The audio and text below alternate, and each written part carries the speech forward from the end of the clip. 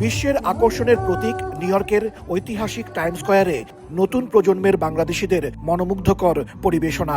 চন্দ্রা ব্যানার্জির পরিচালনায় প্রায় ৬০ জন শিল্পীর নৃত্য মাতিয়ে তোলে দর্শকদের। এনআরবি ওয়ার্ল্ড ওয়াইডের উদ্যোগে সারাদিনের আয়োজনে উপস্থিত ছিলেন অগণিত মানুষ।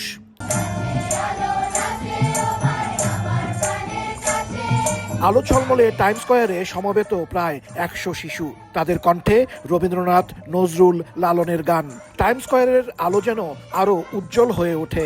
আমাদের সন্তানেরা যাদের জন্ম এই আমেরিকাতে, তারা আজকে আমাদের সাথে তারা গান গাইছে। তারা গেছে রবীন্দ্রনাথ ঠাকুরের গান, তারা গেছে লালনের গান। বিভিন্ন স্টেট থেকে এখানে মানুষজন এসেছে।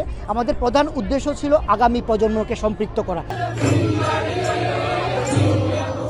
একই মঞ্চে দলীয় সঙ্গীতে অংশ নেন নিউ ইয়র্কের শতাধিক শিল্পী। পুরো টাইমস স্কয়ারে তখন বাংলা সংস্কৃতির আবহ, সেই সঙ্গে ছড়িয়ে দেন শান্তির বার্তা। ছিল যুদ্ধ বন্ধের আহ্বানও।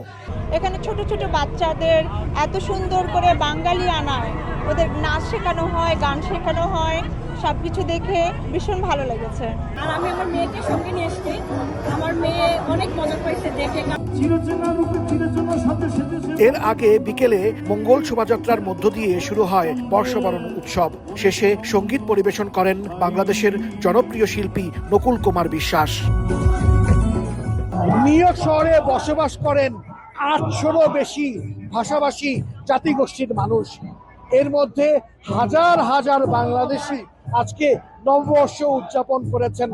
আর কয়েক লাখ মানুষ বাংলা নববর্ষ, বাংলা সংস্কৃতি, কৃষ্টি ও সংস্কৃতি উপভোগ করেছেন, যা বাংলাদেশের জন্য অত্যন্ত গর্বের, তা বলছেন আয়োজকরা।